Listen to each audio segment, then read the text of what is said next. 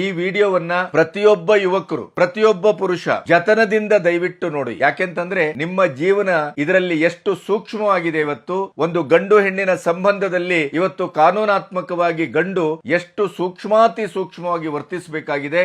ಒಂದೇ ಒಂದು ಇಂಚು ಯಾಮಾರಿದ್ರು ನಿಮಗೆ ಜೈಲೂಟ ಗ್ಯಾರಂಟಿ. ಇದರಲ್ಲಿ ಈ ಸೆಕ್ಷನ್ ನಲ್ಲಿ ಹೆಣ್ಣು ಮಗಳು ಕೇವಲ ಬಾಯ್ದೇರೆಯಾಗಿ ತನ್ನ ಮೇಲೆ ಈ ರೀತಿಯ ಅನಾಚಾರ ನಡೀತಾ ಇದೆ, ನನ್ನನ್ನು ನಂಬಿಸಿ ನನ್ನನ್ನು ಮೋಸ ಮಾಡಲಾಗಿದೆ ಅಂತ ಹೇಳಿದ್ರೆ ಸಾಕು, FIR ಆಗತ್ತೆ. ಹೆಣ್ಣು ಮಕ್ಕಳು ಯಾವುದೇ ರೀತಿಯಲ್ಲೂ ಪ್ರೂವ್ ಮಾಡಬೇಕಾದ ಅಗತ್ಯ ಇಲ್ಲ.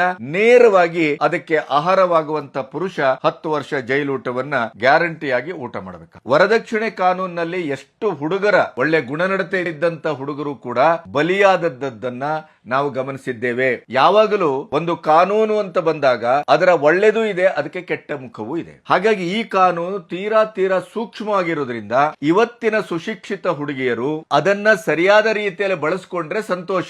ಆದ್ರೆ ದುರುಪಯೋಗ ಆಗುವ ಸಾಧ್ಯತೆಯು 80%ಕ್ಕೂ ಹೆಚ್ಚು. ಹಾಗಾಗಿ ಹುಡುಗರೇ ಜಾಗ್ರತೆ, ಹುಡುಗರೇ ಬಿ ಕೇರ್ಫುಲ್. ತಪ್ಪು ಮಾಡದೇ ಇದ್ದಂತ, ಸತ್ಯದಲ್ಲೇ ಇದ್ದಂತ ಪರಸ್ಪರ ಗಂಡು ಮತ್ತು ಹೆಣ್ಣು ಪ್ರೀತಿಸಿ ಒಂದು ಒಪ್ಪಿಗೆಯ ನೆಲೆಗೆ ಬಂದು ಯಾವುದೋ ಒಂದು ಸಣ್ಣ ಜಗಳ ಇತ್ಯಾದಿ ವೈಮನಸ್ಸು ಬಂದಾಗ ಈ ಹುಡುಗನನ್ನ ಒಂದು ಕಟ್ಟಿ ಹಾಕಿ ಇವನಿಗೆ ಮರ್ದನ ಮಾಡಬೇಕು ಅಂತ ಮನಸ್ಸಾದ್ರೆ ಈ ಸೆಕ್ಷನ್ 69 BNS ಒಂದೇ ಒಂದು ಸಾಕು.